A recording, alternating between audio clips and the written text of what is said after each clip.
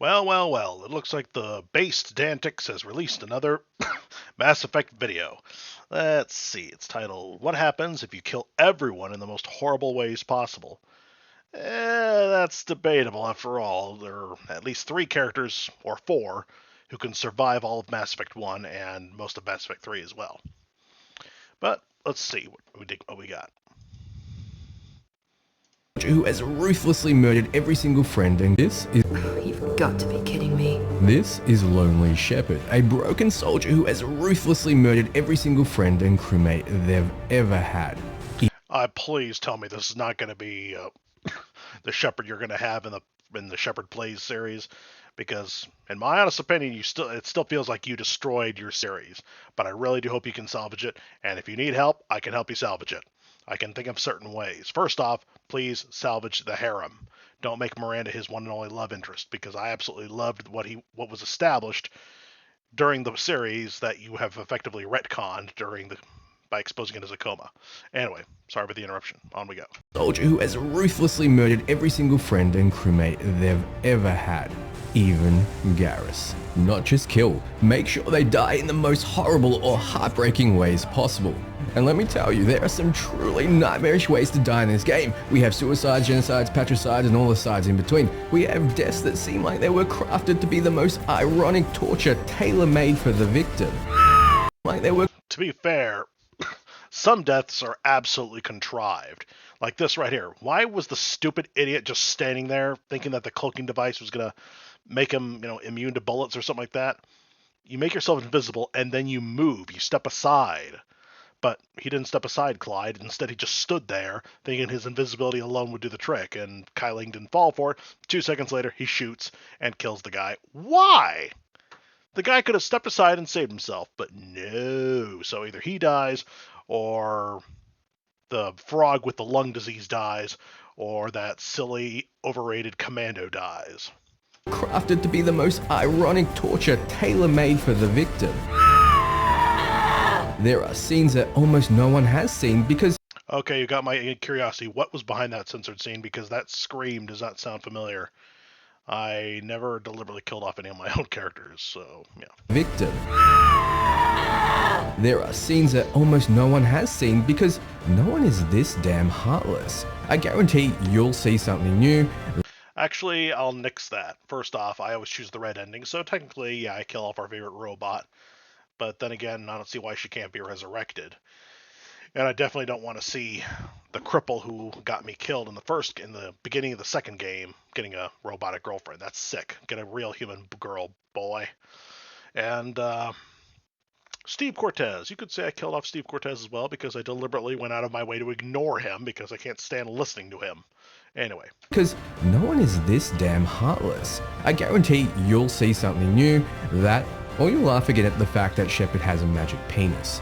So what we're doing is playing through the whole trilogy with one goal. It is too bad we're not allowed to have a harem, speaking of magic penises. Yeah. So what we're doing is playing through the whole trilogy with one goal. Make sure that everyone that can die, dies. But in the most horrible way possible. I enjoy the sight of humans on their knees. This means perfectly planning out the run beforehand so even those naturally unkillable are in a position to die when they need to. Ultimately, I want the game to feel as lonely as possible. How arrogant can you be? That Shepard, during the Citadel party, is as miserable as could be. We nailed it. We really nailed it. Maybe a little too well because I still haven't recovered emotionally. I'm hearing voices like Shepard in the pedophile forest chase scenes. You're about emotionally. I'm hearing voices maybe a little too... Yeah, and unfortunately it's convincing that, how not convincing, it's convenient how the two tokens right here, they're still alive. And unfortunately you cannot have the party after the Citadel fires because there's no way to have Steve not be here. It's unfortunate. Well, because I still haven't recovered emotionally. I'm hearing voices like Shepard in the pedophile forest chase scenes. You're about to see how much I hate those. I've always hated those dreams of the passion. I haven't played the campaign in over a decade because of how much the overall game hurt me, but the dreams were just one of many different reasons why I wanted to put my fist through my monitor. emotionally. I'm hearing voices like Shepard in the pedophile forest chase scenes. You're about to see your friends get replaced, betrayed, abandoned, driven to insanity, and brought back from the dead. Yes, you can mess up so badly that Jenkins is brought back to life. Really? So let's begin by powering through Mass Effect 1.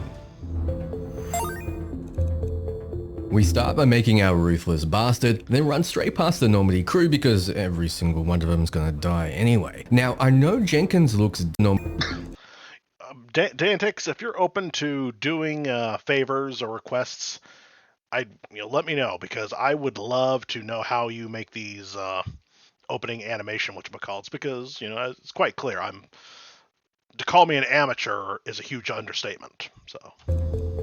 We start by making our ruthless bastard, then run straight past the Normandy crew because every single one of them is gonna die anyway. Now, I know Jenkins looks dead, but our secret side mission is making sure we somehow resurrect him, as his greatness needs to continue. There's a whole lot we need to do. I never got this. Why is there a cult around Jenkins?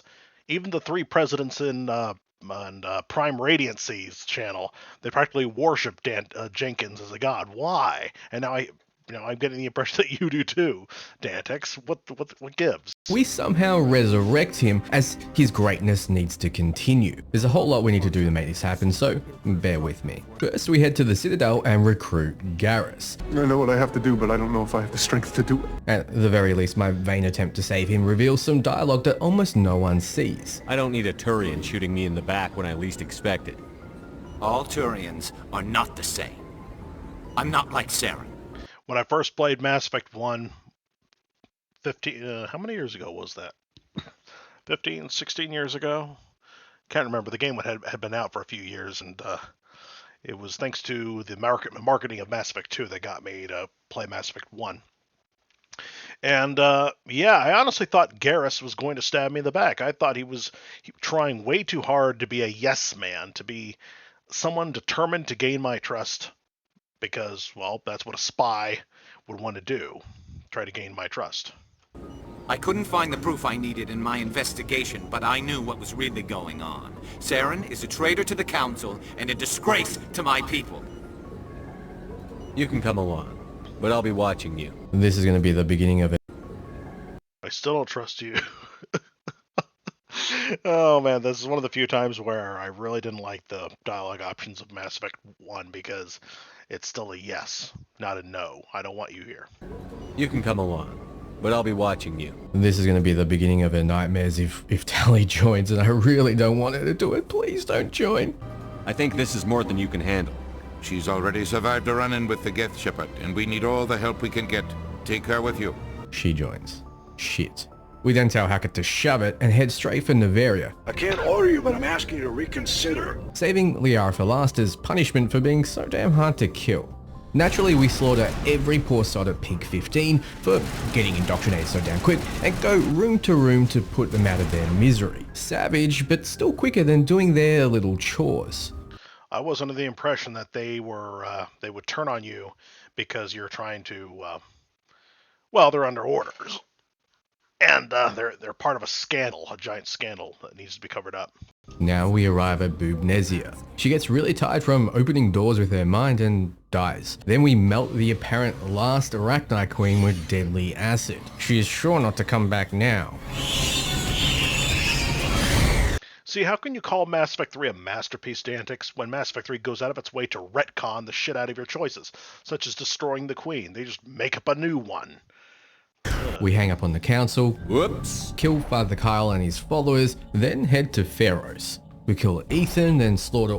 I see why this video is so long, is because I thought you were talking, when you said everyone, I thought you were talking about squad and crew, not the entire galaxy.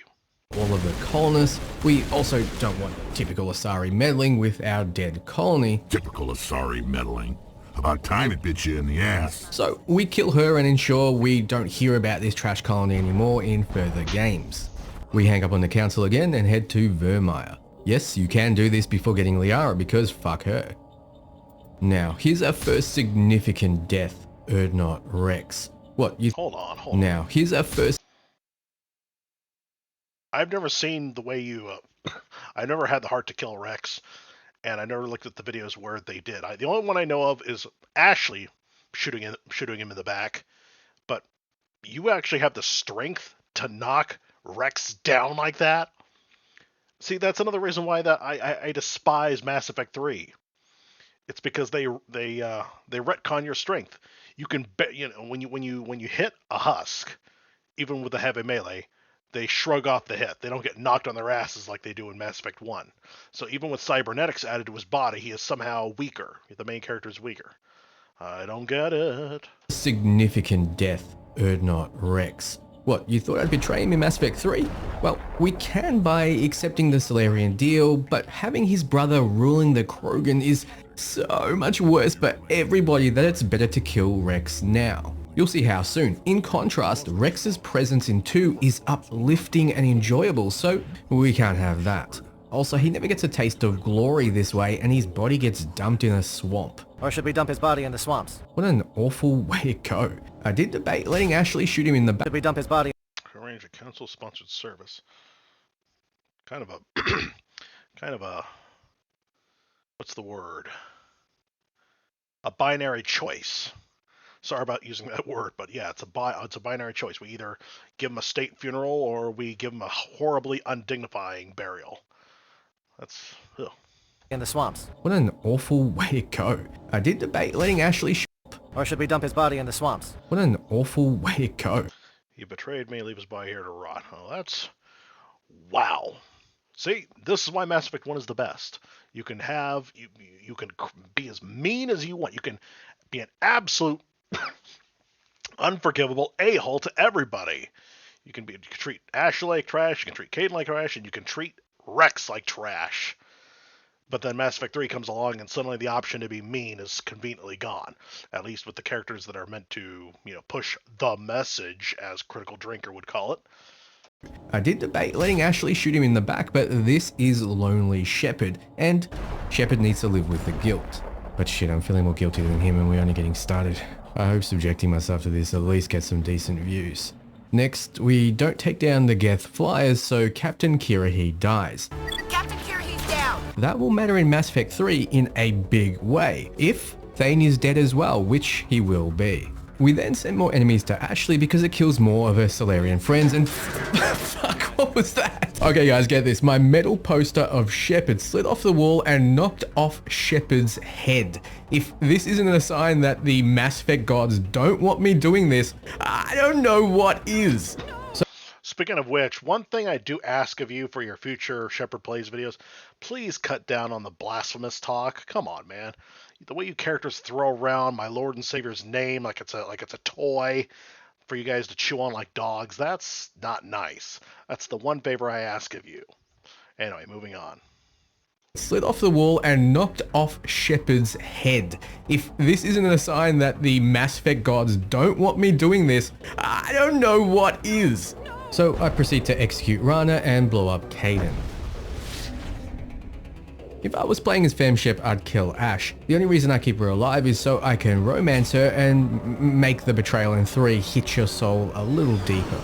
At least Kaidan's death was quick. Nuclear fire sure as hell isn't as bad as what's to come.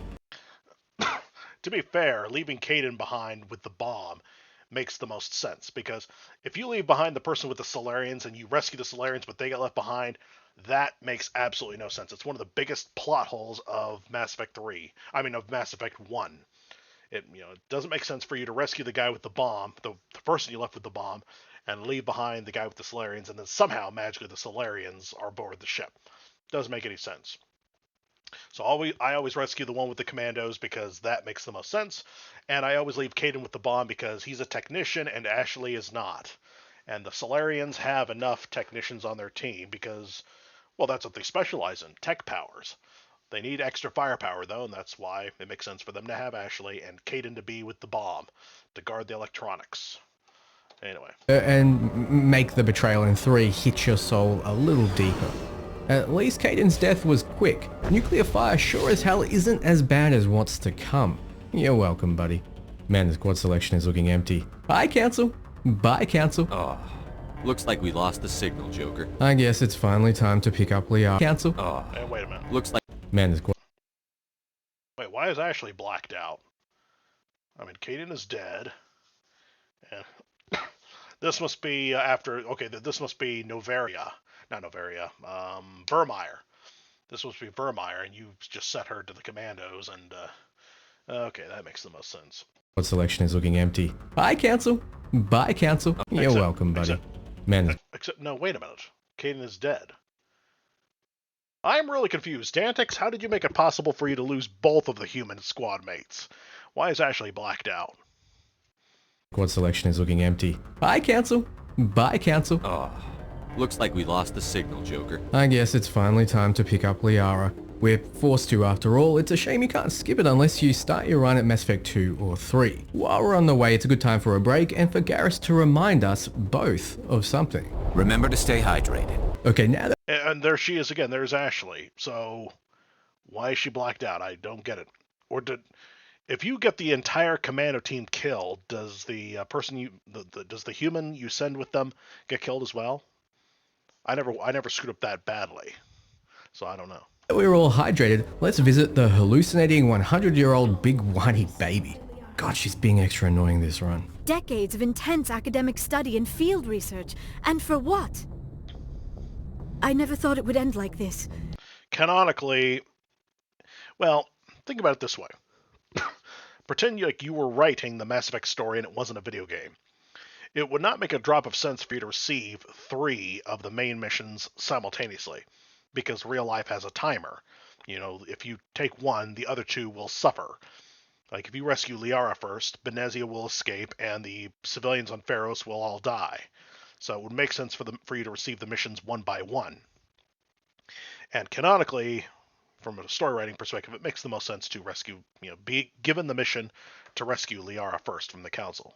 You get the mission from the Council, and you rescue her.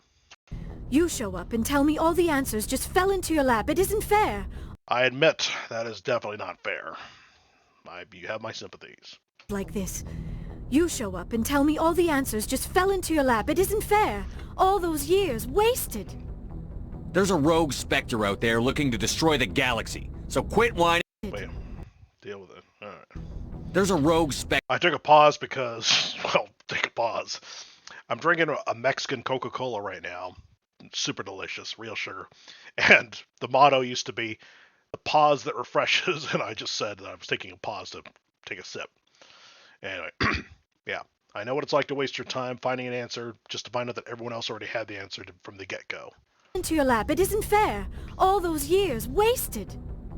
There's a rogue Spectre out there looking to destroy the galaxy. So quit whining and help me stop him, or I'll drop your ass back in that volcano. So we head back to the Citadel to unwind. I had to kill people. And if you think Shepard only assaults females, you'd be wrong. I think suicide is an easy way out for Saren, so we gladly murder him. And the Council, along with the wide-eyed commander of the Destiny Ascension who just assumed we'd help because they demanded nicely. Asari, huh? Of course, we end Mass Effect 1 by installing our favorite racist dictator, Udina, in as the first of the replacement council. Yeah, and Mass Effect 2 is going to retcon this choice. Though his plans of having an all-human one. Although, to be fair, Mass Effect 3 made a similar screw-up by not asking its question, what exactly would Cerberus do if they had won the battle for the Citadel coup? Because, I mean, did you really think that the millions of other races are not going to, the millions of people, humans and non-humans alike, would not rise up and overthrow Cerberus? Cerberus is supposed to be a tiny army. But as Zaid Magenta, nowadays known as Diaz Station, as he pointed out in his video ripping apart Mass Effect 3, Cerberus is just as small or as big as the plot needs it to be. And I fully agree. It's one of the reasons why I can't stand Mass Effect 3. As the first of the replacement council, though his plans of having an all-human one never seems to pan out, does it? Now comes Mass Effect 2, which will take some significant planning to pan out, does it? Now comes... Oh, level 57, holy shit. So it's Perfect Shepherd, Lonely Shepherd, and Shepherd Shepherd. What kind of first names are these?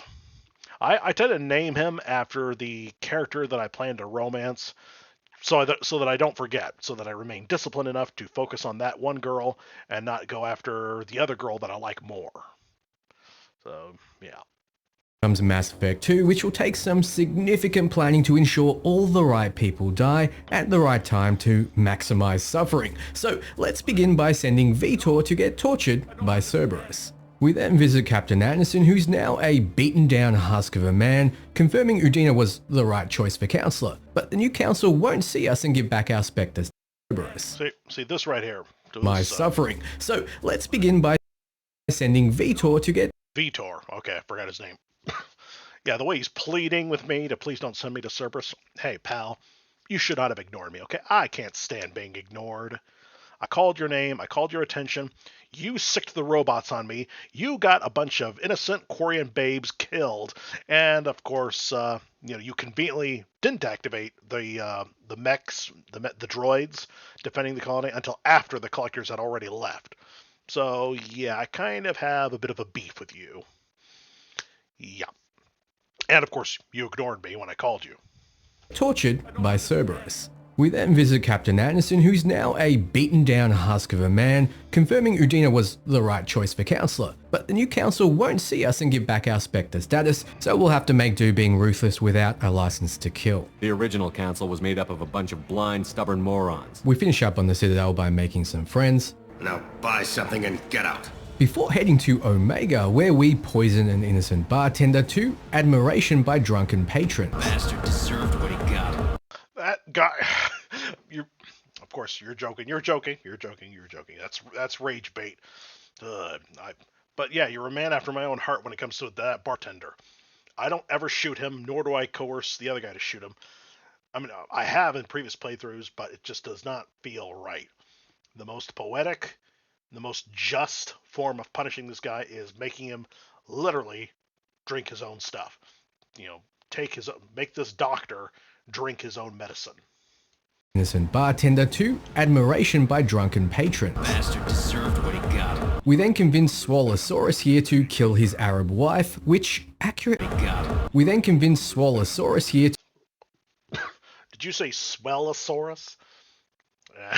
And notice how this is the only Elcor with a cigar. That looks pretty funny. I didn't know that these creatures could get into human tobacco, let alone consume it the same way we do. By drunken patron. Bastard deserved what he got. We then convince Swallosaurus here to kill his Arab wife, which accurately didn't take much. We then head to the plague zone. I am confused. What exactly are you saying? What did you do?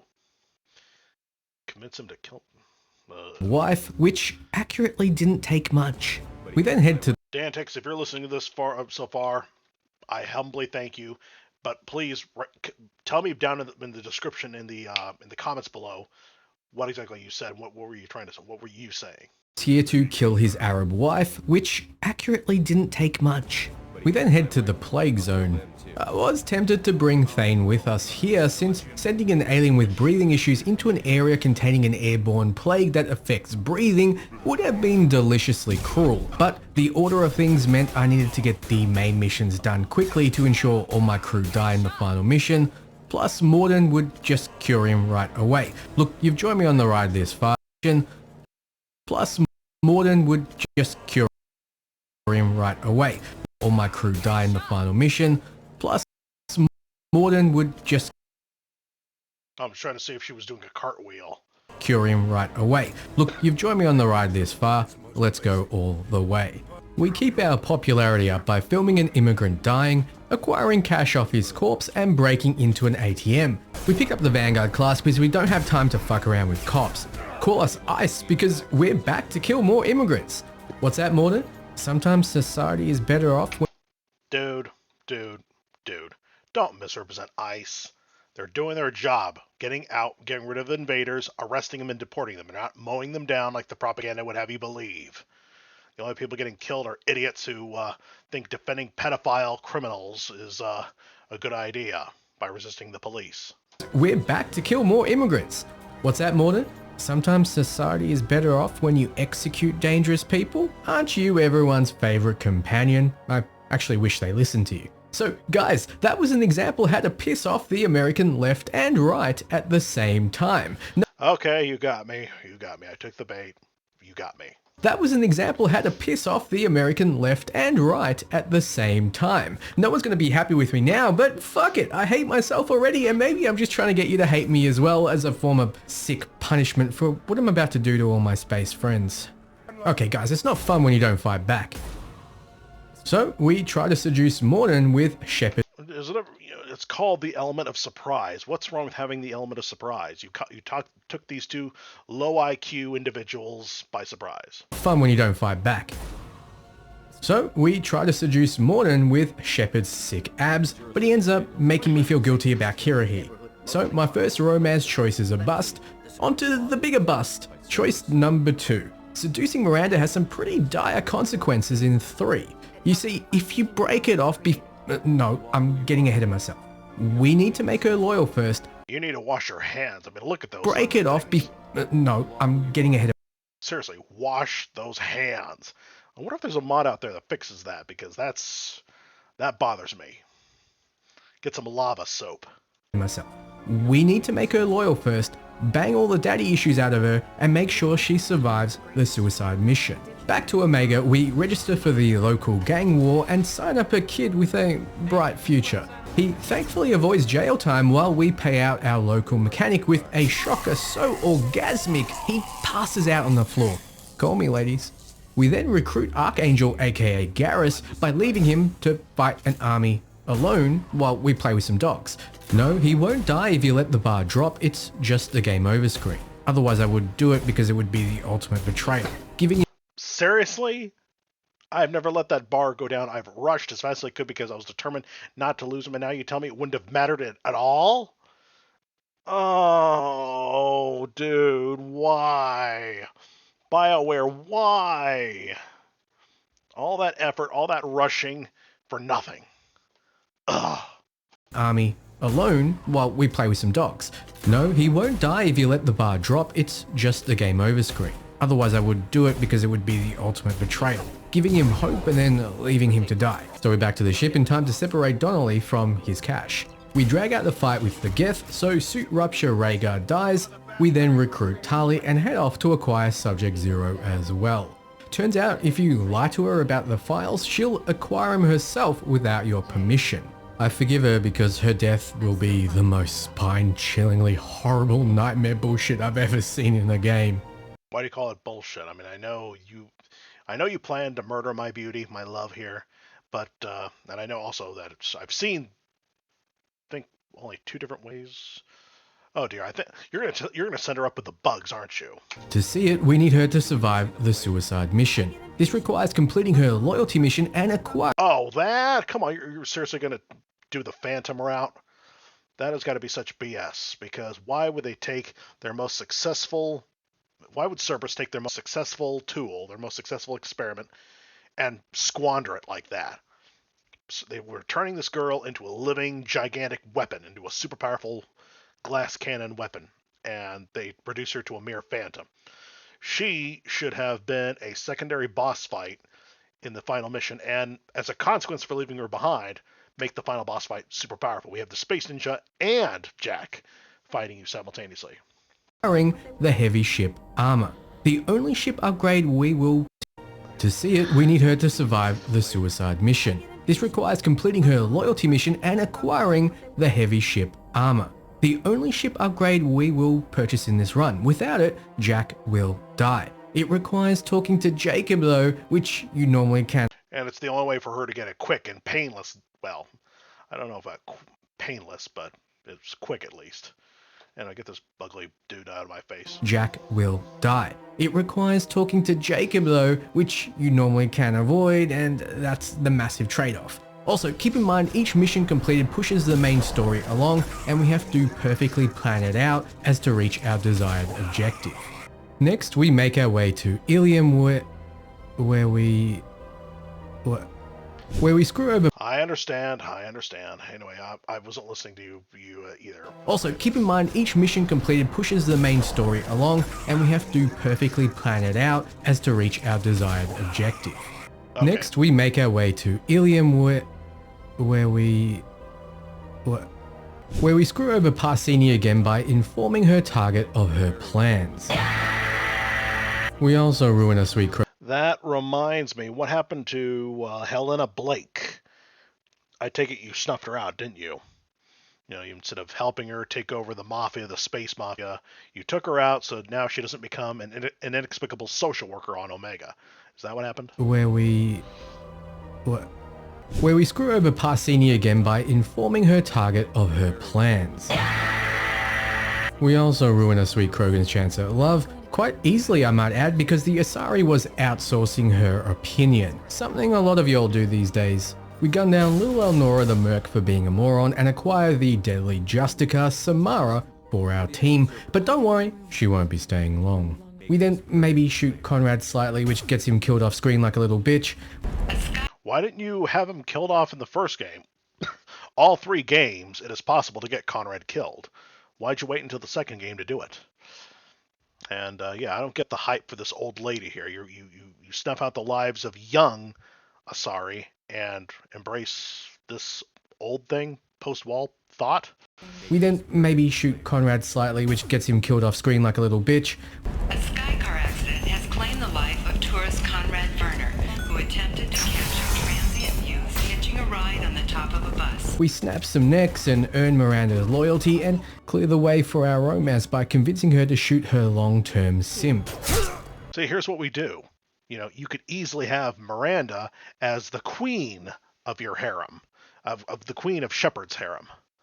You know, restore the harem in the Shepard Plays series and have Miranda simply be the boss, so to speak, of that harem. His primary wife, so to speak. And speaking of, here's another thing I hate.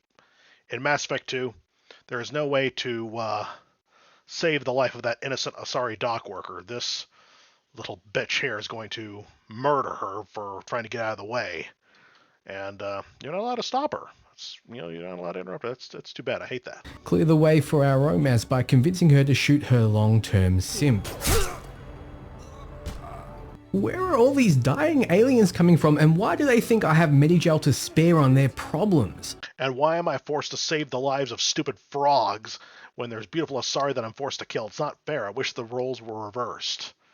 I wish that I was saving innocent, hot, blue babes and killing these frogs instead.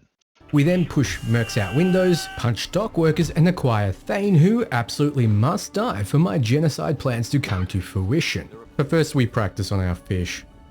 I'm a monster. No. Yes, for those scratching their heads, I purchase fish only to neglect and kill them. You can't say I'm not committed to this role.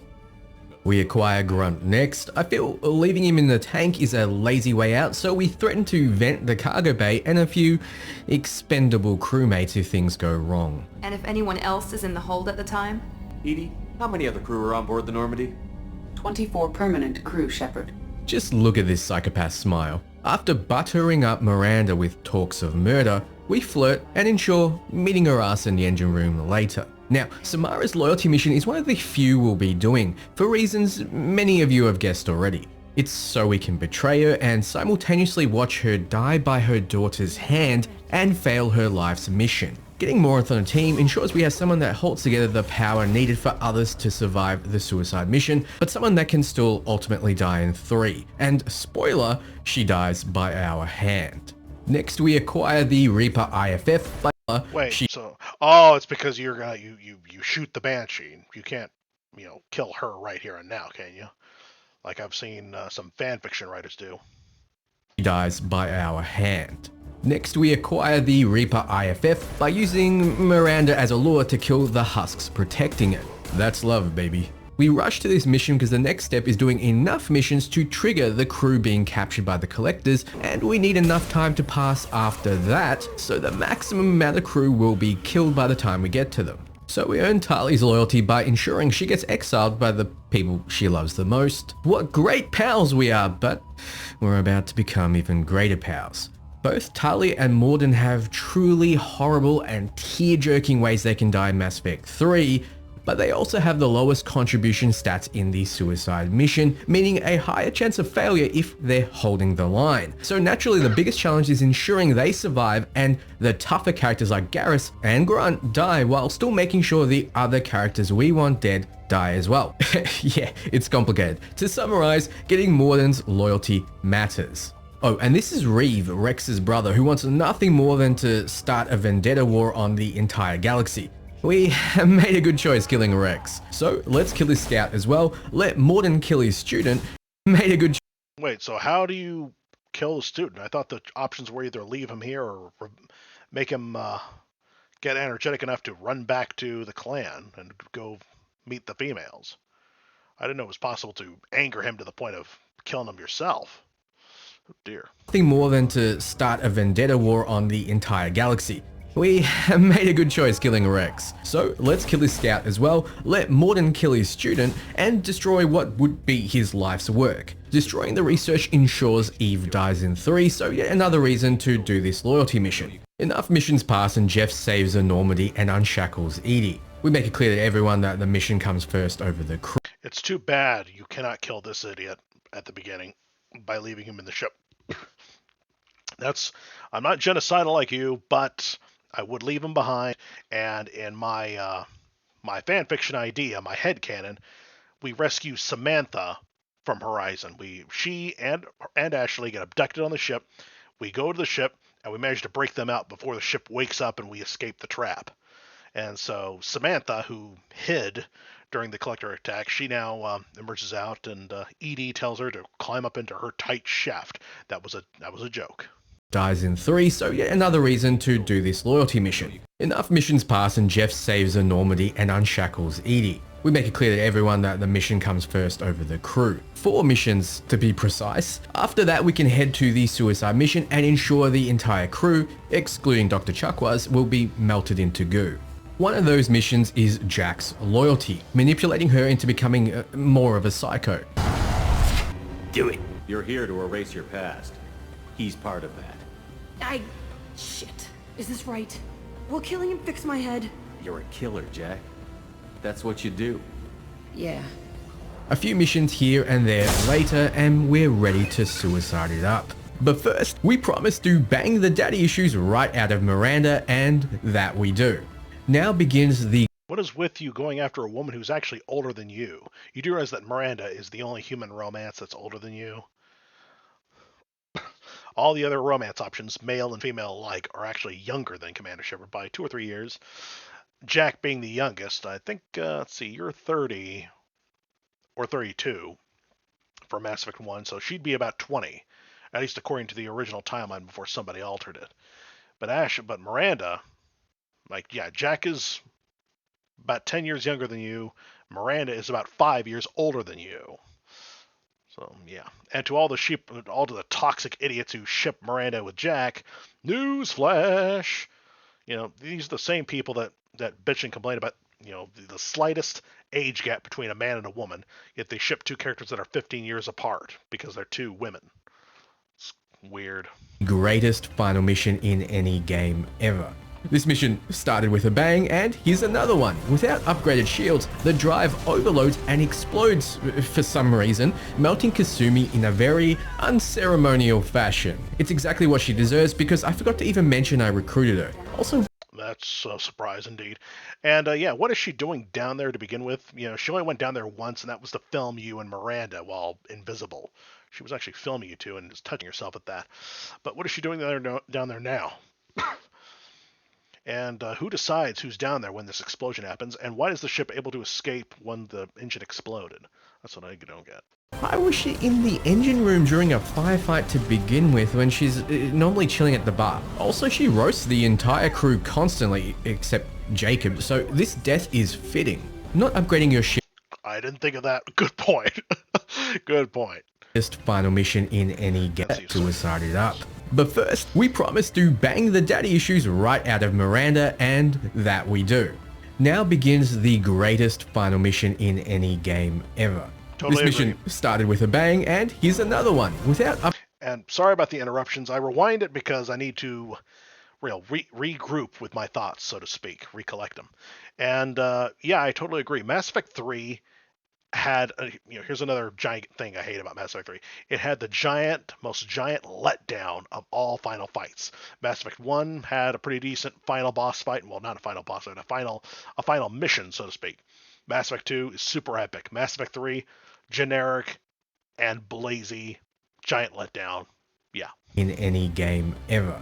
This mission started with a bang, and here's another one. Without upgraded shields, the drive overloads and explodes for some reason, melting Kasumi in a very unceremonial fashion. It's exactly what she deserves because I forgot to even mention I recruited her. Also, why was she in the engine room during a firefight to begin with when she's normally chilling at the bar? Also, she roasts the entire crew constantly, except Jacob, so this death is fitting.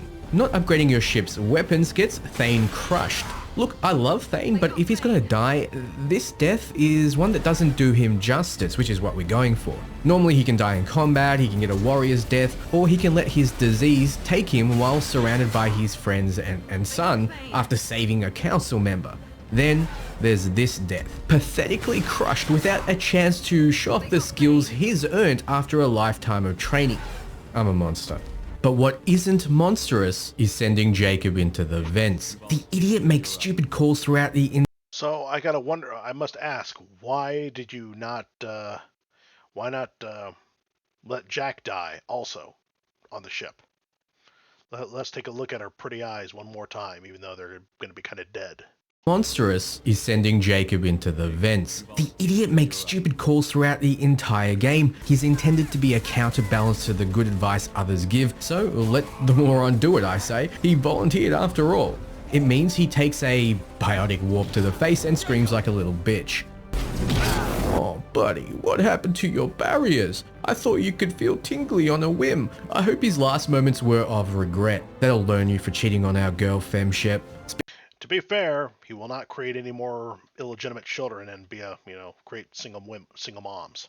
I hope his last moments were of regret. That'll learn you for cheating on our girl, Femshep. Speaking of our girls, one of them wants to lead Team 2. Naturally, Jack is against this. Nobody wants to take orders from you. So, as the agent of chaos, we let Jack lead. Jack, you're in charge of the second team. Oh, you've got to be kidding me. I call the shots on this ship. He'll do as I say. Understood? Understood, Commander. Wait, hold on. You said this was going to be a nightmarish death. What's coming next? This ship. He'll do as I say. Understood? Understood, Commander. Letting Jack lead gets Jacob killed.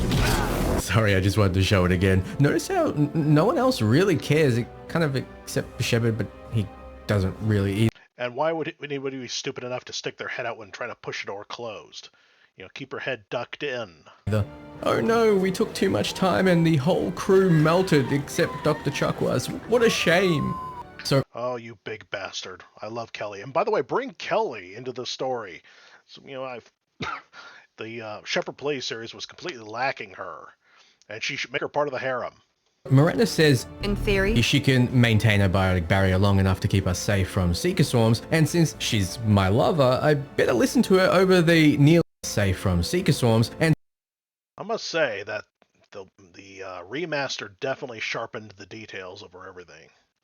Definitely. Since she's my lover, I better listen to her over the nearly 1,000-year-old Asari Justicar and the most powerful human biotic in the galaxy. Yeah, you got this, boo. The diversion team will be led by an unloyal Zaid, who I also forgot to mention we recruited, and even though I must say, one thing I didn't like about Mass Effect 2, I love Mass Effect 3 I love Mass Effect 2 for for having those mission completed, ending reports that are show the elusive man in the middle and what we gained and what we accomplished and whatnot. But one thing I don't like about Mass Effect 2, besides the lack of diplomacy, is the lack of those colored bars that you get in the squad selection menu. Because in Mass Effect 1, you get to see what everyone specialized in. Were they good at tech? Were they good at biotics? Were they good at combat? And or were they half and half? And basically what the premise here is, people that are half and half would not be able to maintain the biotic bubble. Only full biotics are capable of maintaining it. So, yeah. Although technically Jack is a Sentinel, so I don't know. It's really complicated. It's weird. Or is she a Vanguard? I thought Jack was a Sentinel, or maybe I'm thinking of more. Oh man, I'm super confused. Anyway, let me know in the comments down below. And the most powerful human biotic in the galaxy. Yeah, you got this, boo. The diversion team will be led by an unloyal Zaid, who I also forgot to mention we recruited, and even though he looks capable, he's not the best team leader. After all, his mercenary band betrayed him and shot him in the head.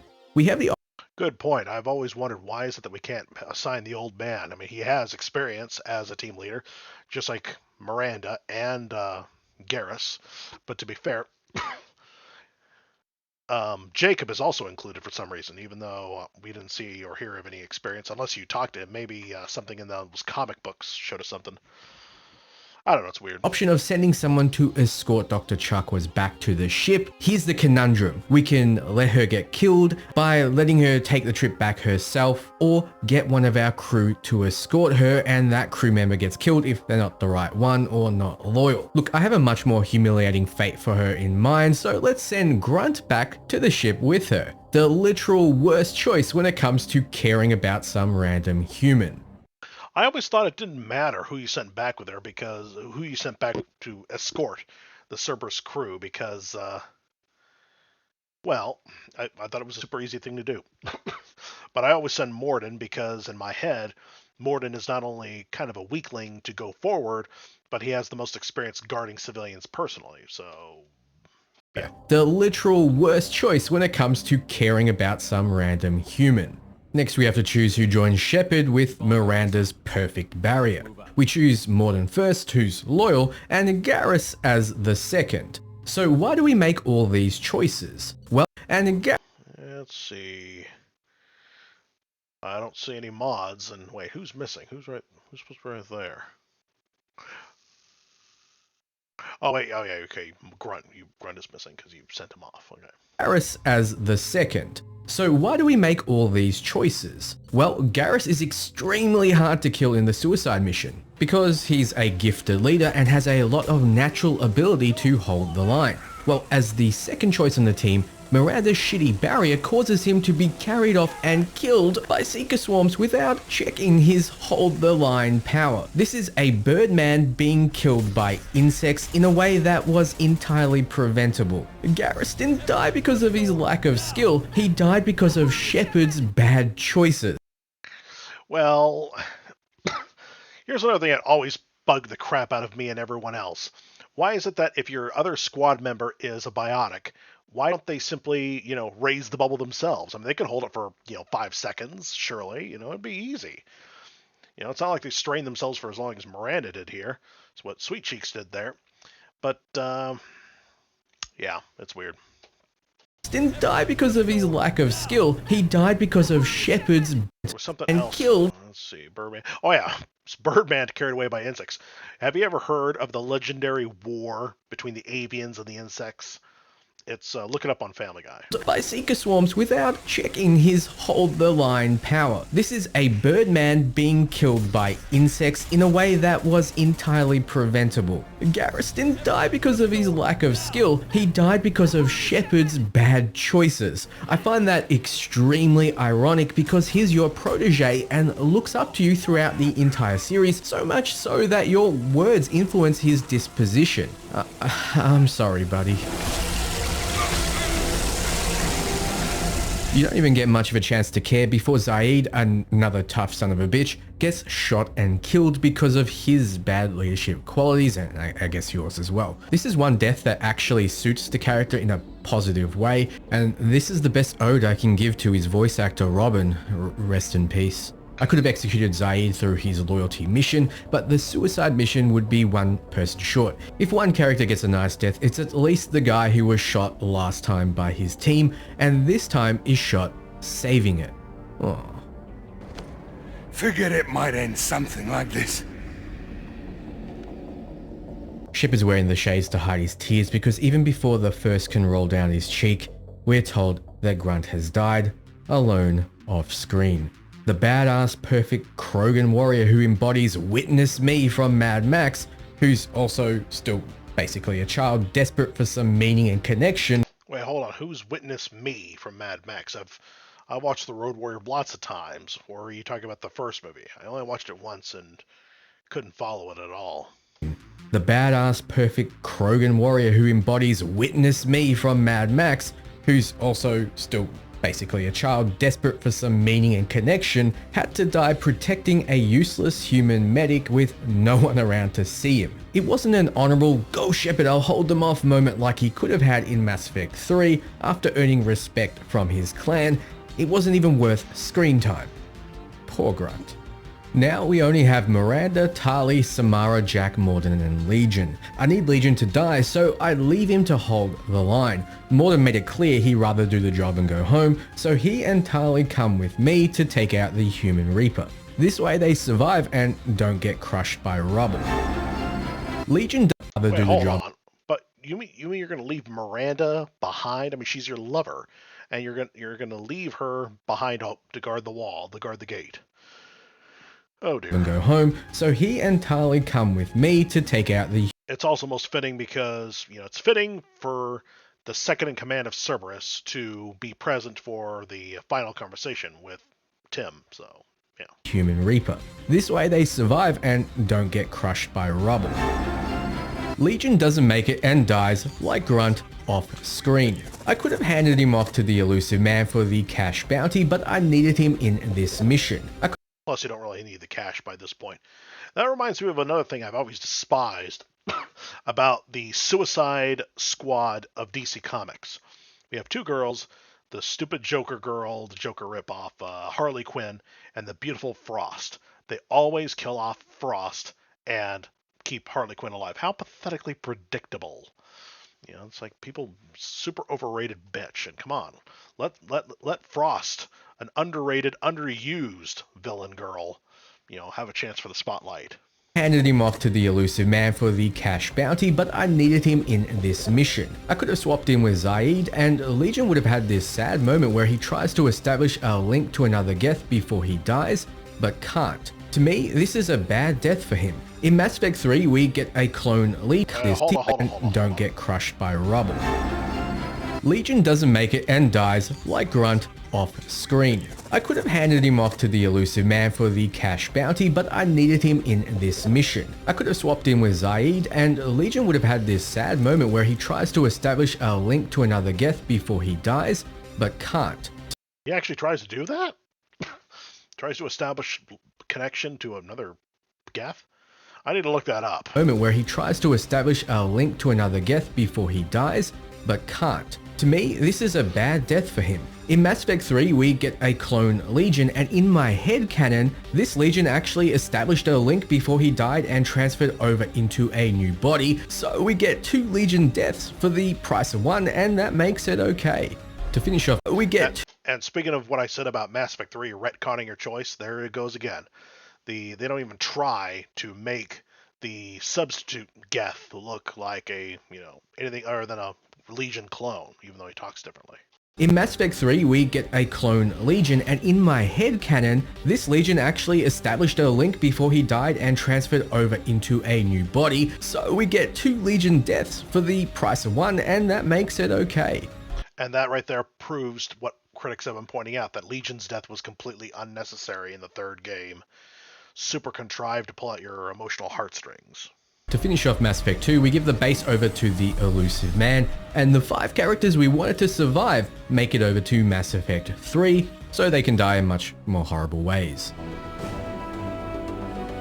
So we start Mass Effect. Characters we want... Hold on, so where is Jack? How did Jack die?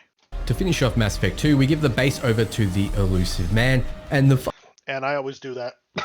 Like, in the past, when I was, super in character, sheer honor demands that I destroy the base because it's an abomination. This is before I knew what Mass Effect 3 was going to turn out to be. Then Mass Effect 3 rolls around, for no good reason at all, they turn Cerberus into an unrecognizable villain who completely hijacks the plot. So now I am forced to keep the Cerberus base and to keep the Collector base because it's the only way for Cerberus's sudden jump up in power to make sense. So anyway. Okay. To finish off Mass Effect 2, we give the base over to the Elusive Man, and the 5 characters we wanted to survive make it over to Mass Effect 3, so they can die in much more horrible ways. Okay, I see 4, so where's Jack? Where's my beautiful Jack? So we start Mass Effect 3, and for some odd reason I haven't quite gained back the trust of Ashley Williams. I can't for the life of me figure out why. What is Cerberus doing here? What makes you think I know what they're up to? You know, this opens up another giant can of worms, because I suck at writing dialogue. So how should I have Ashley behave when she and Samantha are on the Normandy ship, you know, after we rescue her on Horizon?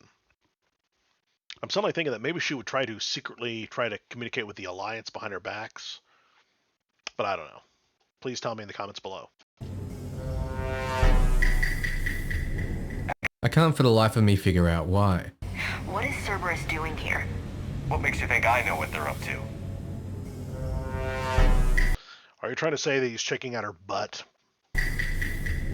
Ash. Remember how we kept Dr. Chakwas alive? Well, she wants to rejoin the Normandy as it's where she feels she belongs. So we send her off to Admiral Hackett to work herself to death on the Crucible. We could get Dr. Clory to replace her on the Normandy, but our ship needs no doctor. You can't cure death anyway. So we punch El Gelato and keep the journalist hate going by denying Jessica Hobart from stinking up our ship. Okay, that was mean, but her name fits so perfectly, I just couldn't help it. Really? I always thought her name was weird as well. And she is the millionth different way that Mass Effect 3 aged like milk. People didn't know who the hell she was before the game came out, and people don't remember who the hell she is after. I mean, if it weren't for Mass Effect 3, everybody would have forgotten her by now. But, you know, it pandered to a YouTuber nobody, and we got a YouTuber nobody that is the first ugly female in the entire series who's not old, who doesn't have the excuse of being old. And, yeah, you know, everyone and their mother, myself included, wanted Emily Wong. The least, but instead of being forced to take Emily Wong, I say that we should have been given 3 choices. You know, there are multiple levels to the Citadel, so each level has one different reporter. We could have had, you know, a reporter choice. Some people might have even liked to have Al Jelani on the ship instead, but I would have taken Emily Wong. Preferably, I would have taken all 3, but, you know, because the ship felt empty, and I say the more the merrier. But if I had to choose only one, I would take Emily Wong. But no, forced to take Diana. And I only take her along because I don't want the ship to feel empty. Because I want access to all my rooms, and it's complete bullcrap that you're not allowed to enter a room if a character is not in it. So we punch El Gelato and keep the journalist hate going by denying Jessica Hobart from stinking up our ship. Okay, that was mean, but her name fits so perfectly, I just couldn't help it. Realistically, Okay, that was mean. The journalist hate going by denying Jessica Hobart from stinking... Okay, Hobart. Okay, I wasn't listening. I was too busy with my own thoughts. ...up our ship. Okay, that was mean, but her name fits so perfectly, I just couldn't help it. Realistically, I'm doing her a favor because if she comes with us, she'll die too. But I'm getting ahead of myself. It's now... Hold on, if you send her to the other ship, she'll die anyway, so what are you talking about? And how is she going to die on your ship? But her name fits so perfectly, I just couldn't help it. Realistically, I'm doing her a favor because if she comes with us, she'll die too. But how does she die on the ship if you bring her along? I thought she was one of those unkillable characters. I do know that she can die, that she will die if you send her to another ship, and I thought you were on a genocidal run, so you're saving her life. Why? I'm getting ahead of myself. It's now we notice an email from Morinth, saying she is running away like a little bitch, so we won't be seeing her until we need to personally kill her. We beat the crap out of James and deny him from bonding with us using a shitty nickname. Yes, he becomes cold if you don't want to be called Loco. It's a shame we can't kill him. Yet. It's only after do we notice... Personally, yeah, you know, like the very first, within seconds of starting at Mass Effect 3, my very first thoughts were of James Vega. Who the hell are you, and why are you talking to me like we're friends? I don't know who you are. I've never met you before. Called Loco. It's a shame we can't kill him. Yet. It's only after do we notice this is the ship's sad replacement for Garrus. Buddy, I hope you actually know how to calibrate those guns. Now, you might have noticed I didn't do the Shadow Broker's Lair DLC, one of the greatest DLCs ever made. I disagree because I'm forced to kill my favorite Spectre, and that's why I can't stand it. The reason is that ignoring it ends up costing Liara a ton of money and killing her friend. It cost me. I had to hire dozens of mercenaries just to storm his lair. You really wanted him dead, huh? The broker captured a friend. I swore I'd get him back.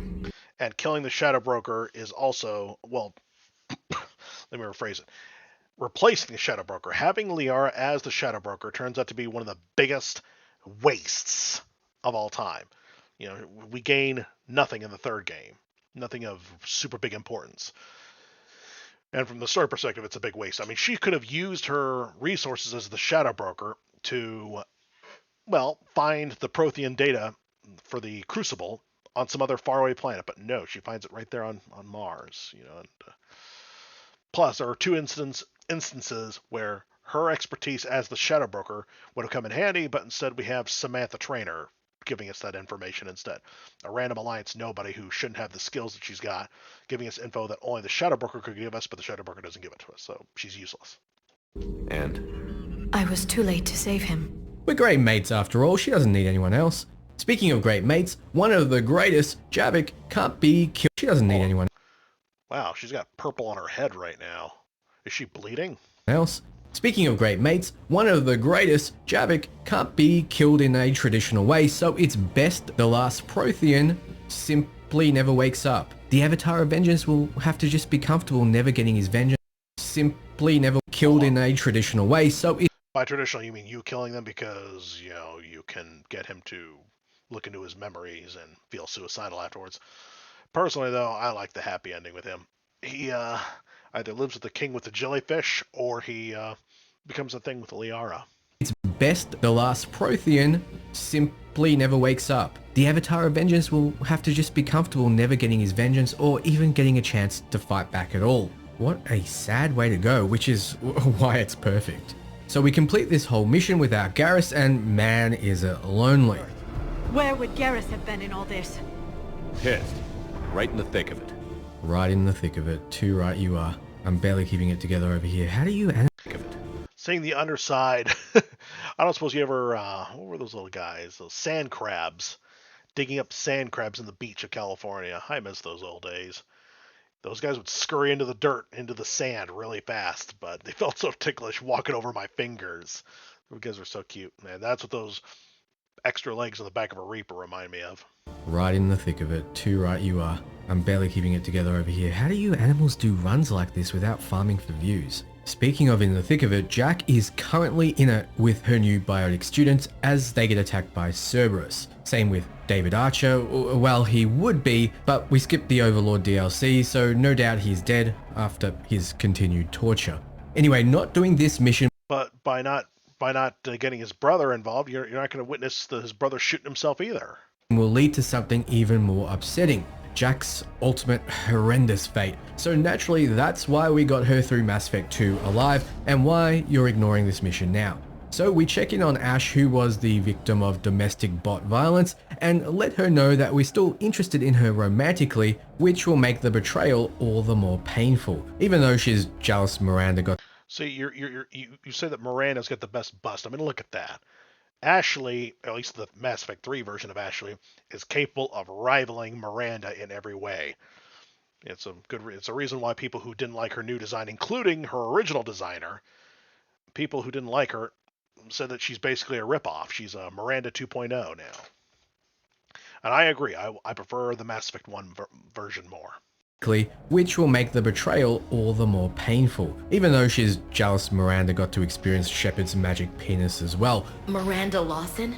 Ring a bell? Don't worry though, Miranda soon dies because she's denied it. I wish this was a joke. It's not. Speaking of romances though, let's see. Yeah, and it's another thing Mass Effect 3 failed to do. Have Ashley interact with either of the other two big women, Miranda or Jack. I would have loved to have seen them converse, to hear them talk to each other, but they don't. Really sad. Really wasted. Denied it. I wish this was a joke. It's not. Speaking of romances though, we nipped the Edie and Joker romance in the bud easily because yet again a female outsources how she should feel to the collective. Though this one is forgiven because she's still learning to be human, like Data in the Next Generation. And it's still super annoying that you cannot order her to reinstall the skin and hair that her previous body had, that the body used to have before she took it. Make her look like Eva Cora, that way, Eva Corey, so that Joker's love for her, his crush on her, first off, that'll make more sense. It'll not be this cringe thing for a silver robot. And second, robots, last I checked, are highly illegal here on the Citadel. So even if she's not, pretending to be Joker's personal assistant, it makes no sense for her to be out here. Make her look human again. I'm just trying to justify. I'm thinking about playing the Legendary Edition for the first time, and I don't know how to install mods very well, and I don't know if I don't like Project Variety. I want the Diversification project instead. But I don't know if the mod to give Edie her skin and hair back is compatible with that mod. So if anybody knows, please let me know in the comments below. Learning to be human, like Data in the Next Generation. I'm just trying to justify feeling like a monster though. Now it's time to, quote unquote, cure the genophage. We learn how much of a menace Reeve is and how he considers females his property. The females belong to me. I use them as decoys to keep other clans from stealing the fertile ones. This will not make for a good leader of a war-driven society, so naturally he is perfect for us. They'll be as violent as possible without female. I didn't notice the tiny Cerberus logo on Edie's little upper chest there. Huh. Anyway, I was expecting you to say that Reeve is the perfect leader. Oh well. The fertile ones. This will not make for a good leader of a war-driven society, so naturally he is perfect for us. They'll be as violent as possible without female guidance. To let the genophage go unpunished would show weakness. So Captain Kirahi's replacement gets gunned down, but that's not why we had him die in Mass Effect 1. That's coming up later. First, we need to break up with Miranda, which is also... Captain Kirahi's replacement gets gunned down, but that... I didn't know he died so... But then again, I never saw the replacement before. But wow, he died like a bitch. Punished would show weakness. So Captain Kirahi's replacement gets gunned down, but that's not why we had him die in Mass Effect 1. That's coming up later. First, we need to break up with Miranda, which is also very important later. We don't bother with any of Cortez's whiny bullshit because we want him to die as well. Commander, you may want to check in on shuttle pilot. It's vomit-inducing, that's why I don't bother with it. But yeah, the bullshit because we want him to die as well. Commander, you may want to check in on shuttle pilot Cortez down in the armory. Nope. Mass Effect is the sole reason why every time I need to jump a crack in a bridge, I get PTSD. Bridges betray me no fewer than 5 times in the series in the exact same way. Eve's coughing is not a precursor to what's gonna happen to her at all.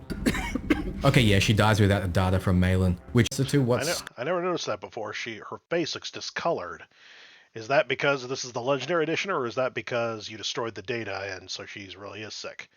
I definitely never heard her coughing either, and which is funny because I'm currently coughing from all this commentary of mine. Gonna happen to her at all. Okay, yeah, she dies without the data from Malin, which means no females helping control... Okay, yeah, she dies without the... Huh, I never saw the pink burkas before. Data from Malin, which means no females helping control those dirty male urges, and it would no doubt lead to the Krogan using their increased birth rate to cover the galaxy in red. Naturally, this leads me to why I kept Morden alive. To shoot him in the back before he can fix the mistake he thought his life's work made. Just for context, Morden is one of my favorite companions in the series, and seeing it all go down... Please tell me that you installed the Morden Survives mod and consider it canon, because we all want Morden to still be alive.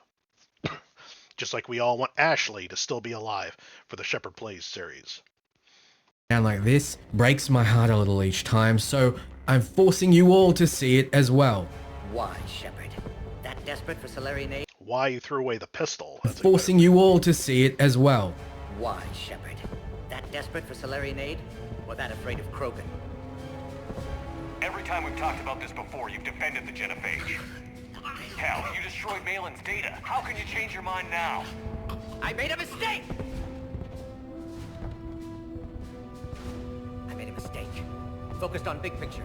Big picture made of little picture. Too many variables. Can't stop now. Gone too far. Eve dead. Krogan deserve it. And I still call Patrick Weeks Patrick. Too many variables. Can't stop now. Gone too far. Eve dead. Krogan deserve a cure. Warning, temperature malfunction detected. Morton. Walk away. Can't do that, Shepard. I don't have a choice here. Walk away, or I will fire. Not your decision.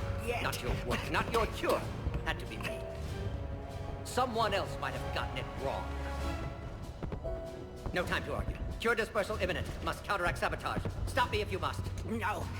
Or maybe it's Morden Lives, not Morden Survives, the name of the mod, but still, get it. Not ready.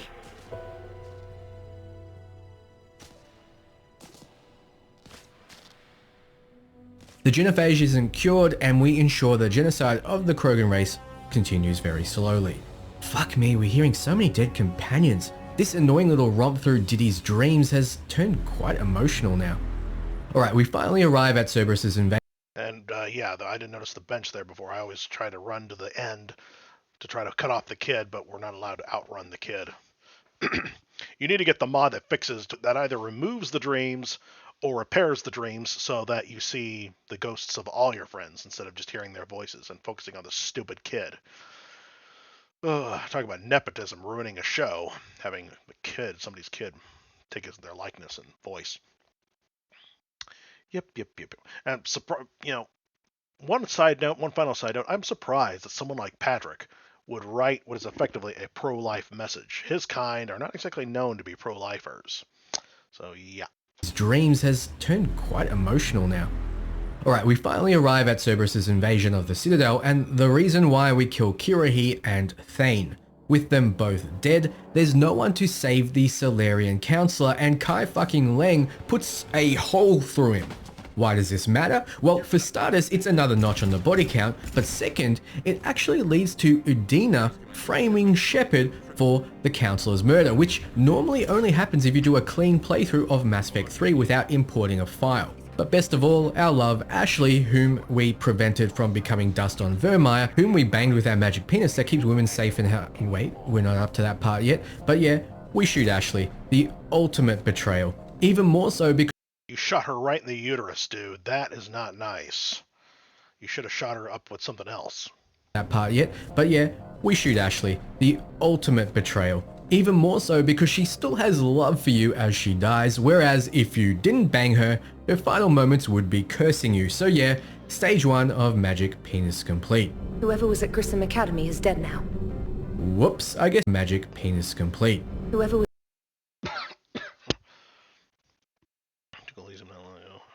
So what was the original question that she's answering it that way? I never heard this dialogue before because I've always rescued Jack. He's dead now. Was at Grissom Academy is dead now. Whoops, I guess everyone at Grissom is dead. Certainly won't come up later. This mission feels weird without Samara. Okay, what the hell? Is this bitch possessed? Can't risk it with demons. Let's end Samara's bloodline. Yeah, so how does this bug happen? I mean, isn't it supposed to be you yourself? Isn't it supposed to be Commander Shepard pulling her back? Risk it with demons. Let's end Samara's bloodline. Whoops, I forgot about the bomb on Tuchanka. So I guess they didn't bother to remake the cutscene to accommodate us not having Miranda, not having Samara present, because Samara's supposed to be the one running up the stairs, right? That's what I'm thinking. Bitch possessed? Can't risk it with demons. Let's end Samara's bloodline. Is this bitch further reinforced by the fact that Shepard is clearly running like a girl up those stairs? Possessed? Can't risk it with demons. Let's end Samara's bloodline. Her bloodline was ended anyway because they are, the space vampires are sterile. Although it's too bad we should have had the option to sweet talk the MILF into having one more kid. I mean, she's still got a few centuries left in her. She can have one more baby, I think. Not Rave, the history of massive moment to cripples. We find out who was supposed to ever cry out for blood. We will slaughter them all. Sweet jeepers. Whoops, I forgot about the bomb on Tuchanka. Reeve is pissed. No going back now. Let's piss him off some more and get Arlak Company to sacrifice themselves to save a fake manufactured Rachni queen who only sorta promises her drones will listen to it. I'll create new children. Baby, they could listen. They don't. Many. And this, the remake, The Breeder, is supposed to be a Frankenstein made up of several lesser, the bodies of several of her children, and yet they're, that does not look like a Frankenstein. They look like a full-blown queen, so I don't get it. Mass Effect 3 is full of lazy parts. Baby, they could listen. They don't. Many die on the Crucible. See? Now we're committing sick. They don't. Anyway, scientists, long periods of time. Oh dear, that thing is. Under a couple of right from the beginning. Many die on the Crucible. See? Now we're committing sick. Well, it's just screaming right now, flying barracks. Scything through unsuspecting slaves.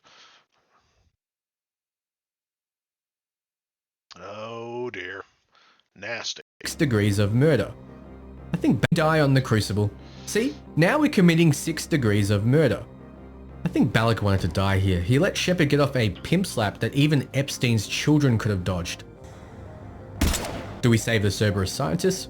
Nah, one of them would have boned Jacob, so naturally they all got to pay. We then pick up Tali, who's depressed from being... You're punishing her for a crime she didn't even commit, dude? Come on, that's not nice. One of them would have boned Jacob, so naturally they all got to pay. We then pick up Tali, who's depressed from being exiled by her people, and we immediately introduce her to the unshackled AI with a shiny new body. I've got a shiny new body. We then punch her admiral and leave another to die alone. We also meet Legion, well, as her admiral... Tell me, Dantix, if you had the option of putting your Omniblade into this guy's gut instead of just your fist, would you do it? I absolutely would have done that myself, if I tell you the truth. Trying to murder me, trying to murder Tali, trying to murder Zen if she was there instead, and worst of all, wasting a badly needed dreadnought, a robot dreadnought. That thing would have been so much, that would have been so handy. That would have been so much, it was such a huge waste. And leave another to die alone. We also meet Legion, well, as we're reminded multiple times. And then we died. This is not Legion. It's a clone or a copy or something, I don't know, but it's eerie and unsettling. So we have to make sure it dies. Don't worry, the plan was already in motion. You see, by supporting the Geth a few... And him constantly calling him Legion, oh man, that's just... So what would you have called him? What would the dialogue say if you sold the robot without waking it up and never giving it a name? You sold the robot to Cerberus, so what would this cringe dialogue say instead? A copy or something, I don't know, but it's eerie and unsettling. So we have to make sure it dies. Don't worry, the plan was already in motion. You see, by supporting the Geth, a few things happen. First, Legion number 2 sacrifices itself to upload the Reaper code to all Geth, himself barely getting enough time to gain sentience. A fitting end as it does not recognize itself as an individual like the original Legion would at this stage. Second, the Quarians don't back down and are completely and utterly massacred. You are now directly responsible for the genocide of an entire race. Let that sink in. And no, the Batarians don't count. This is why we made Tali loyal, got her exiled, and kept her alive in Mass Effect 2. You see, witnessing her whole race being eradicated leads her to, well, take her own life by throwing herself off a cliff in the most heartbreaking moment in the trilogy. Honestly, and the question that runs through my head, what exactly would Shepard do if he caught her? What would she do if he caught her? What would have happened if he had caught her? What if he managed to grab her before because he noticed that she was walking towards the cliff? This whole thing feels so contrived. Whole race being eradicated leads her to, well, take her own life by throwing herself off a cliff in the most heartbreaking moment in the trilogy. Honestly, I need a break after this. I really don't think I'm redeemable at this point. We wiped out a whole race and killed our friend to save a bunch of machines, but look, the plan has come together. Thank you for calling them machines and not people. I can't stand the people who insist that robots are people. Race and killed our friend to save a bunch of machines, but look. And cyborgs don't count because cyborgs they still have human parts. They still have the human soul, just with machine parts added. The plan has come together perfectly, if that's any consolation. Now, Liara has the nerve to bitch and moan about a few dead Asari. Next time we go to war, maybe the Alliance can spring for air support. Bitch, we've already sacrificed everyone on this run. God damn, Steve's been crying for like 14 days straight. Suck it up, cowboy. Even Miranda had a decency to walk the fuck away. Speaking of, it's her turn. So if Miranda survives the suicide mission and you speak to her on the Citadel twice, she will survive the encounter with Kai Lang. However, if you break up with her, aka stop giving her access to Shep's magic penis, she dies regardless. Yes, this is a fact. She actually dies if she doesn't have the hope of sharing an engine room with Shep again, but it's fine if you never romance her in the first place. How tragic is that shit? You break her heart and she dies because of it. She basically let Kai Lang's blade penetrate. Well, she knew she was approaching the wall and knew that you were her last hope of having a man at all in her life. Plus, her only hope of finding a cure for her own sterility. But it's fine if you never romance her in the first place. How tragic is that shit? You break her heart and she dies because of it. She basically let Kai Lang's blade penetrate her because you stopped. You absolute savage. So it's time to start the Citadel DLC, which... Oh, good gravy. Dude, I was hoping you were going to skip this one. Come on. Remember how you said... Remember when you criticized... what's it called? The Veilguard, Dreadwolf, whatever... for how it made you and your companions super clueless, ridiculously clueless, for not being able to detect a bad guy in the making, an approaching bad guy. Well, Maya Brooks says the same thing. Shepard and his friends suddenly become completely clueless about her. I smelled betrayal. She had enemy spy written all over her, even more than Garrus did. Stopped. You absolute savage. And with the Miranda Lives, with the Miranda mod, she ought to recognize, Maya right off the bat as well. So it's time to start the Citadel DLC, which is a phenomenal send-off for Shepard and his crew, except... No, it's not a send-off. It's a giant tease at best, and I can't stand being teased. Almost none are left. What would be Rex and the whole team coming to help Shepard out ends up just being James and Liara. It makes the opening feel strangely empty, especially seeing James being forced to shoot a rocket out of an N7 Tycoon rifle for some reason instead of seeing Rex jumping out and crashing down on the shuttle. Joker then says he's found some folks, which is plural, that actually like being shot at, and it's only Edie walking through the door. So now we have to plan a heist with only James, Edie, and... So once again, the dog was not written to accommodate certain choices. That, and of course, everyone's got the exact same dialogue. Everyone says you're just a pale imitation of the real thing. The exact same words, everybody. Lovely detail on Liara's face. Liara, whereas you would choose from almost the whole crew if they were alive. Sorry, you actually can't choose Edie because it would be weird bringing a synthetic robot with you as your date. So let's choose James because I'm sure he never gets picked and as your date. Hold on. I've always seen Maya walking alone. Watching her walk hand in hand with James pretending to be her date and you being the lonely one? Wow, that's definitely a different deed. Let's choose James because I'm sure he never gets picked. And I can see why, because it gives him the wrong idea. But,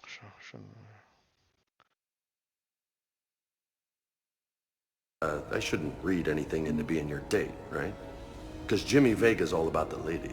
Fuck me for being nice, huh? Shame he can't kill this meathead. Well, that should be shown to everybody who ships him with Steve. Jimmy Vega's all about the ladies.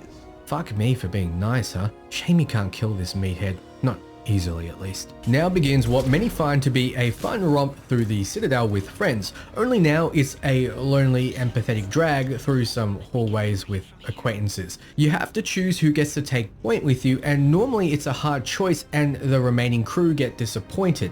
Now it's a choice between three. The unchosen crew split up into two teams, Team Mako and Team Hammerhead. There's normally fun banter back and forth as each squad mate over the series brings up inside jokes and playfully taunts each other. Now it's just... See, why is it that people criticize Mass Effect Andromeda, but they praise Mass Effect, the Citadel DLC for doing the same thing? It's comic book style, crappy dialogue. As much as I love the jokes, it feels kind of, well, it reminds you of Mass Effect Andromeda and why I did not like it. Team whoever was remaining, in this case Liara and the Bitch, and Team Cortez and Jenkins. Wait, Jenkins? What the hell? Look closely. The game needs Cortez to have one other person at least, so it revives Jenkins. So you recognize him as Jenkins just because he's got a beret, and what's he doing there at all? And why is he wearing girl armor? Seriously, that's Ashley's armor. Needs Cortez to have one other person at least, so it revives Jenkins from the dead for this mission. Ultimately, you need to send that message to Prime Radiancy. So it revives Jenkins from the dead for this mission. Ultimately, that's what this playthrough was about, finding a way to resurrect the most slept on and secretly powerful squad mate in the entire trilogy. The ultimate hack, because with him on our crew, we can easily blast through the Reaper. So Jenkins... hold on. I'm still super confused. Almost as confused when you made that last episode of yours. But how did you... I don't remember there being Alliance soldiers being held hostage like that with their guns up in the air. From the dead for this mission.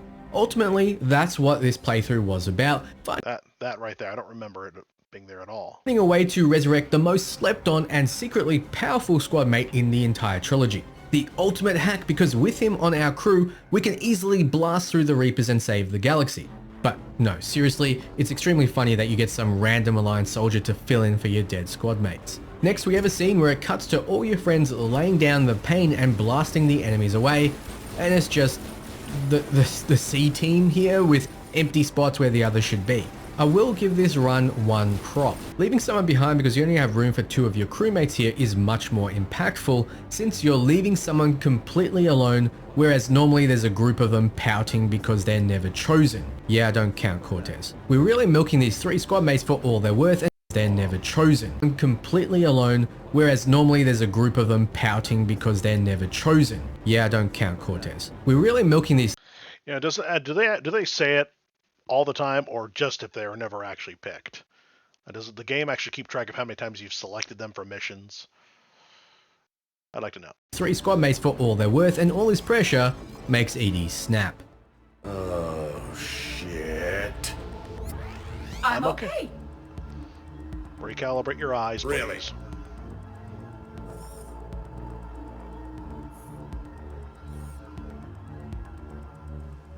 The mummy return scene is meant to be this heart-filled moment where the reason... Finally! Somebody who's talking about the scene mentions the mummy returns.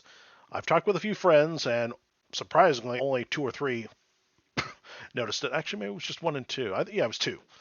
I remember 2 who mentioned it as well, and that was just in Discord chat.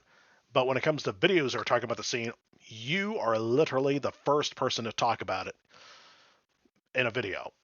That, yeah, this is a rip-off of The Mummy Returns. The mummy return scene is meant to be this heart-filled moment where the reason you're a better shepherd is because you have a loyal crew at your back. But now it just feels kinda empty and weird. But I guess we do get to kill ourselves. No explosions or anything. Empty.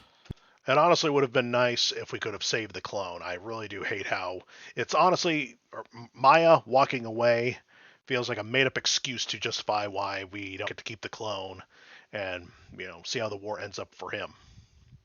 Meaningless. No explosions or anything. Just us. Works for me. I miss Rex. Especially since now the party has a guest list of only 6 people. 6 people you can't avoid inviting. Yeah, that's, that...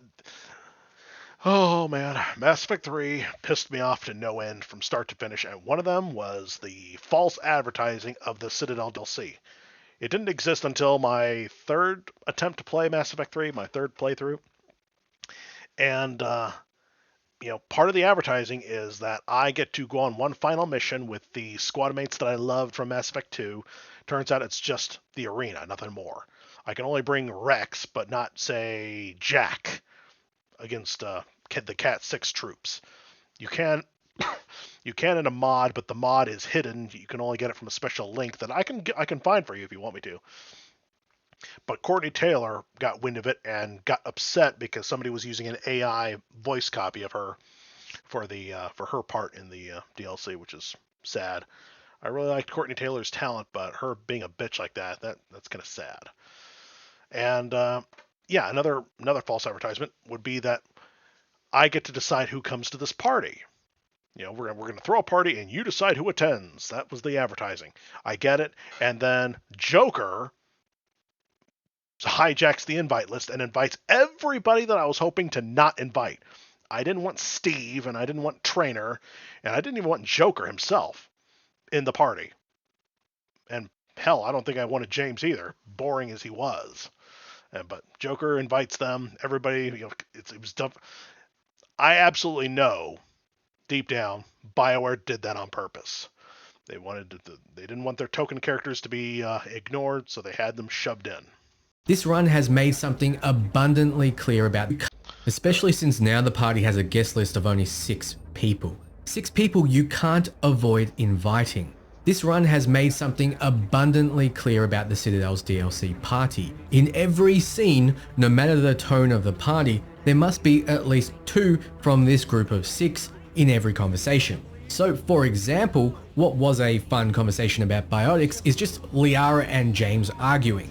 Whereas before, the expendable crewmates would be sprinkled into that conversation, adding extra flavor. So naturally, without the seasoning, the party seems dead and empty, especially because of the sheer size of Anderson's apartment. It's always just 2 people sitting by themselves somewhere instead of chatting with a full group of 6 together. With more crew alive, the place and party feels more appropriate.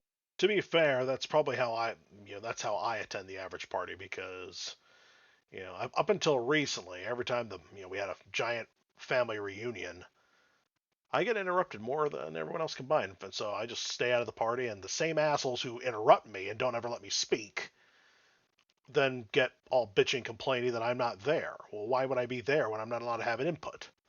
Everyone else is allowed to talk, but not me. So, yeah, buzz off. Together. With more crew alive, the place and party feels more appropriate and more filled out. Then the morning after has Shepard waking up alone to an almost empty house with no aftermath to observe. James is cooking eggs still and normally calls out a bunch of names. Now he just highlights all you've lost. Where is that guy? Anyone else? First off, why are you stealing my eggs? And second, I thought those were over easy when I played, but now they're scrambled. You're making an omelet or something in there. Those are definitely scrambled. Names. Now he just highlights all you've lost. Where is that guy? Anyone else? Eggs? Curse his eggs. We cut to what I consider to be the final scene of the game, the end of the Citadel DLC. And that's a reminder of how I wasn't allowed to bring my cook back to the ship.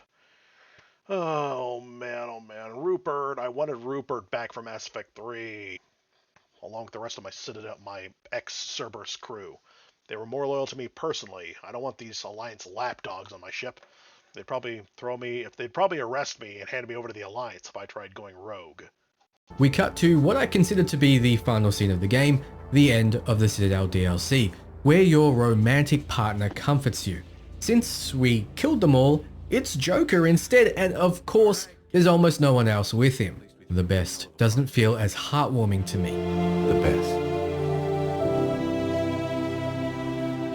It's actually more upsetting than anything. Alright, let's finish this run already so I can weep like a Cortez. First is another jaunt through Epstein's Island, and hearing even more voices from those we let down is, well, actually impactful. Playing as a dick seems to be the only way I respect these scenes.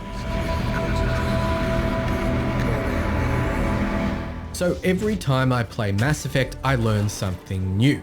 Being a Vanguard means you can capture mechs before engineers get into them. I knew that, but what I didn't know is that Cerberus can throw you out of your captured mech, GTA style, which is pretty cool. Now, a few smart... Whoa. That's a real thing? Oh, wow. I did not know that. Engineers get into them. I knew that, but being a Vanguard means you can capture mechs before engineers get into them. And I always thought it was, in the cutscenes, I've always seen Cerberus soldiers, not engineers, getting into those atlases. Huh, that's weird. I knew that, but what I didn't know is that Cerberus can throw you out of your captured mech, GTA style, which is pretty cool. Now, a few smart ones out there might be wondering what happened to Jack. I mean, she clearly wasn't at the party, and we haven't. Dude, I thought everyone and their mother would have already known by that. And I still can't get over the fact that these teenagers look like middle-aged adults, especially that guy. That guy's definitely 60 years old, and him, he's definitely in his 30s. Reminds me of those 1960s anti-marijuana propaganda films where they had 30-year-olds pretending to be high school students addicted to the big devil's lettuce. Seen her die yet? Well, her fate is ultimately one of the worst in the series. Subject Zero. Worst because it's a giant letdown.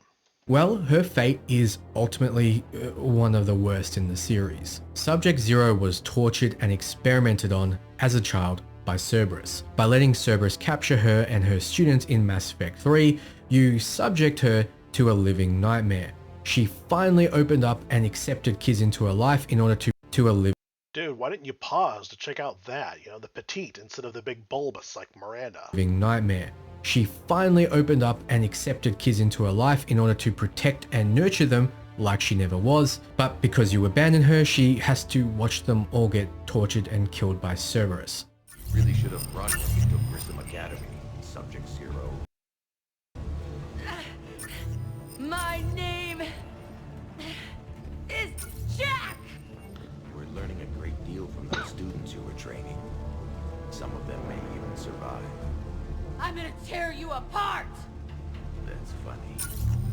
I was just thinking the same thing.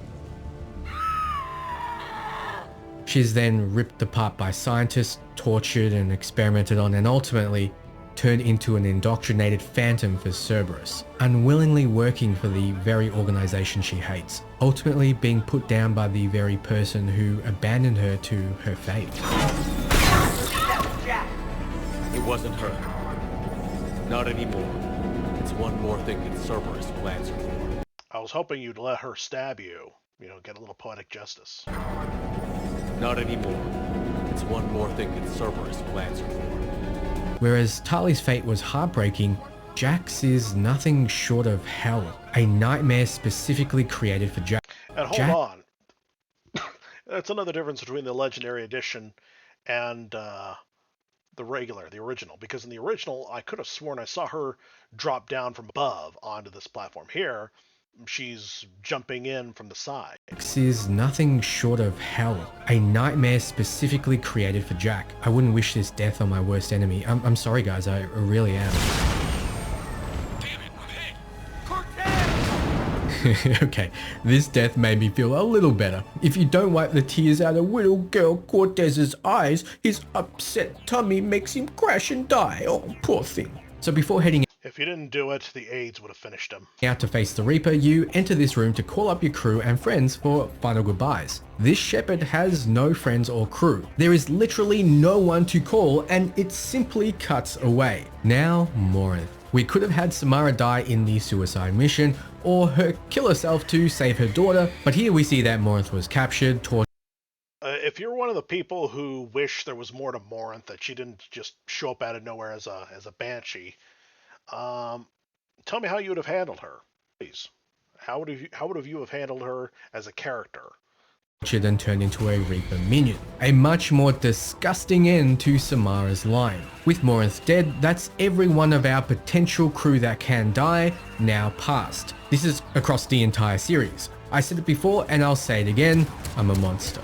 A few of you might be asking, how about the unkillable, like James? Well, before entering the beam into the Citadel, a patch released by BioWare shows that for some reason you can get your current crew picked up by the Normandy. There's so much wrong with this, but it also lets us, the people who barely got any war assets before the final mission, kill everyone left on the Normandy by activating the Crucible.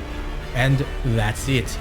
Everyone dies. A horrible, horrible end to a disgusting playthrough. If you made it this far, please make this pain worth it. Share it around, comment, like. So we don't even see the crash site if the Normandy gets destroyed because of the complete lack of resources. I do remember prior to the patch seeing a picture of dead Liara. It's dead Liara, not deadlier, dead Liara on the on Earth's streets. Found her dead because the big beam from Harbinger, who finally shows up, it killed her and your other squad mate. If I don't remember if it was lack of loyalty or lack of assets or what, but yeah, you don't call the Normandy because there's no point. You know, you've got your chart armor, and she's dead on the ground. And the first and only time you ever get to see Liara dead is the lack of. Well, it's at the end of Mass Effect 3. And that's it. Everyone dies. A horrible, horrible end to a disgusting playthrough. If you made it this far, please make this pain worth it. Share it around, comment, like, or even just send some positive energy my way. I don't think I'll ever do this again, and I fully encourage you not to do it as well. Because I could have sworn this is just the refuse ending. This is just the refuse ending, so we don't. But I thought we would see the ruined Normandy. Oh, well. I think I'll ever do this again, and I fully encourage you not to do it as well. If you haven't already, watch the much more hilarious Neutral Shepherd video below, where I choose all the crappy neutral options almost none of you choose, or check out my Shepherd Play series, which makes light of the characters and has them bantering over games. It's surprisingly popular. So until next time. You shouldn't be surprised at all, dude. You know, you unlike most other people who try to be edgy, you're not cringe and you're not politically incorrect. I mean, you're not, incorrect in a political sense, but you're definitely politically incorrect.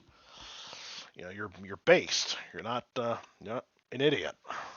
That's what I love about it. Although you can be an idiot about 5% of the time, I forgive you for that. And I do hope that you've listened to the entire video, and I definitely appreciate it if you did. But please hear me out with the suggestions I've been throwing at you, that I've been strongly suggesting. There I go, stuttering and coughing again. But yeah, I couldn't even play. I tried to experiment around and got actually killed, and then I immediately reloaded the save because I felt like such an a-hole if I did that. And same thing with smaller characters like Talitha. I once accidentally got her, to shoot herself in the first game, and I felt so bad deep down in my heart that I had to load and try again. Mass Effect 1 and 2 and even 3 to a smaller degree had its heartbreaking moments that I just cannot do, and I have to, if I have to, get DLCs to make up for them. And is it just me, or does that thing not attach to the rail? Probably due to the age. Anyway. Of you choose, or check out my Shepherd Play series, which makes light of the characters and has them bantering over games. It's surprisingly popular. So until next time, ciao friends. And please, yeah. Revive the series, salvage the cool things, bring back the harem, make Miranda, if you want, make Miranda the queen of the harem, but please bring back the harem. Don't have him, I liked it better when he had nailed all of the women, and I do mean all, so find a way to have him nail Samantha. Anyway, ciao yourself and have a good day.